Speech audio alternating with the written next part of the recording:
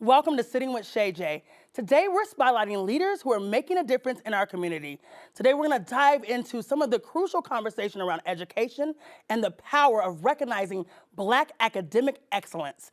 Joining me is Colorado Senate President James Coleman. Now he's a dedicated advocate for closing the achievement gap and creating opportunities for future generations. Let's welcome Senator Coleman. Hey, thank you so much for joining me. Thanks Look for at having your me. applause. I appreciate that. I need that. You like that? Yes. I don't need an audience. I have you. That's right. So excited to have you here today. Thank you for joining. Thank you for having me. Appreciate it. Absolutely. Senator Coleman, please tell me what makes you so passionate about being an advocate for excellence, for workforce development? Like, where does that passion come from?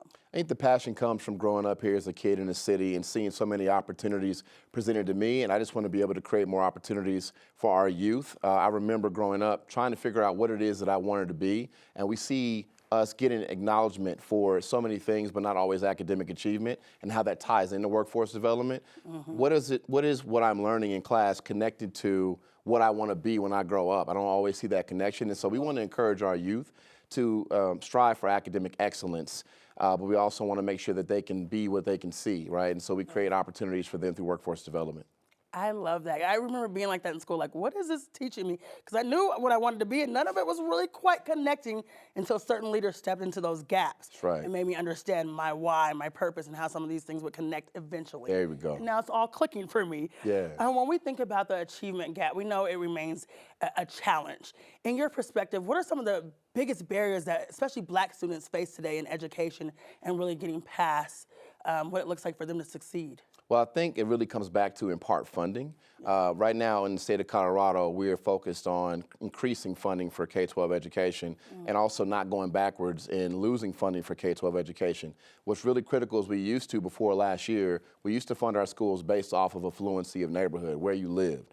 Right, and so we just got finished passing last year House Bill 241448. This is our school finance formula. We now fund schools based off of communities that are at risk, have ELL or special needs students. And so that's something that we're looking to implement this year, but we just passed that last year. I think that's a big impediment, and that's one of the things we're working on at the legislature.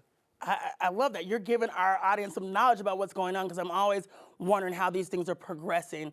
When I'm looking at you really being a part of this Black Student Excellence Ceremony, can you tell me why this is so important and what this initiative is all about? Well, thank you for the question. So I got to give a shout out to my main woman, Brittany Joyce, who was her vision for Black Student Excellence Ceremony. And so ultimately what it was acknowledging our students for their academic excellence. They're beautiful inside and out. We want to make sure that we tell them it's important that you strive academically. And if, let's say, for instance, you are an athlete, you can't even play a sport if you're not eligible academically. So these are really important pieces. So what the Black Student Excellence Ceremony is an event we had last year, our inaugural event in June 2024.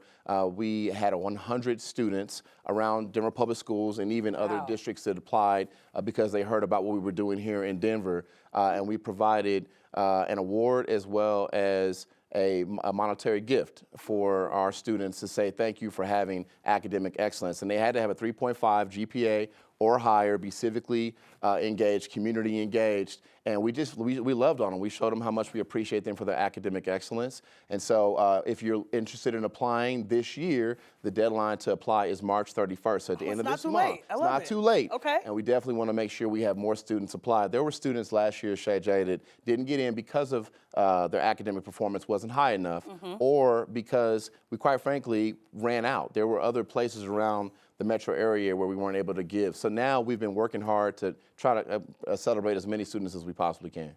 I love it, because you're right. So many times we applaud kids for what they're doing on the field in some type of extracurricular, but not for being a part of their community and getting good grades. I needed someone like you around when I was growing up. Now, we know often when we look at education, it really is a tool to help break systemic problems, to help break poverty and inequality. What role do you feel like the government really plays in leadership and ensuring that these students are successful and making sure that their backgrounds are not what disables them from moving forward and having access? I think the government plays a big role in making sure that there's equity in not only opportunity, but once you have gotten opportunity, how do we open more doors and break those ceilings for a lot of our students that don't always have the access that they need. And so for us, I think government plays a big role. We work on policies that impact that. We provide funding that impacts that. And so we want to continue to do that work at the legislature. One of the things that we did last year was we looked at how we credential our students and also how we look at secondary education differently than maybe someone who's been working in a career for 4 years that didn't get a chance to go to college.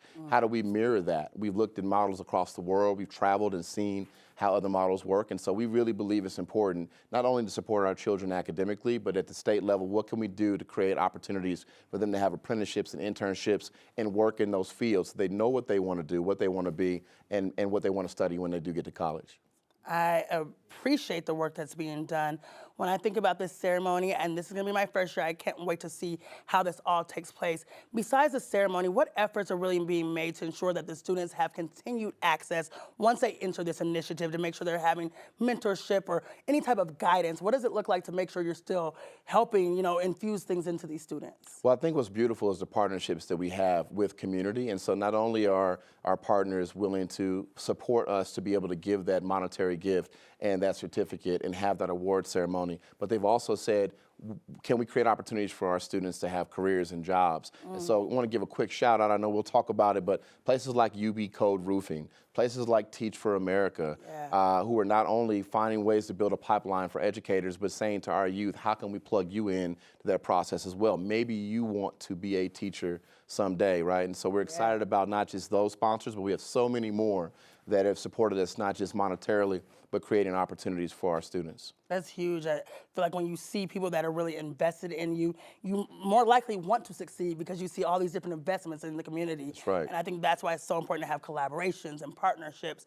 When I'm thinking about this vision for the future, what is your vision for the future of education for Colorado? That's a great question. Okay, I have to ask you that. You're here. I was told by Shay J we had 30 minutes, so let's not play.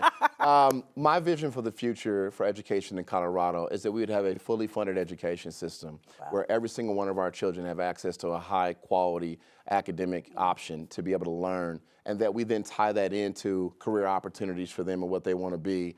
And that also ties into, maybe I don't want to be in this profession. I found that out because I had a career opportunity in high school. Now I know what I want to do. So when I go to college, I'm not undecided for a year. I just went because everybody said that's what I was supposed to do. I now have a clear understanding on what my purpose is in life and what I want to do, and not only in career, but college. And so that's my vision, that every one of our children have that opportunity. It's the vision I have for my children, James Jr. and Naomi, who are starting high school in the fall. You know what I mean? They're getting old on you. Yeah, which also means I'm getting old. But that's all good. I said it. It's cool. Okay, We're going to get out of the way.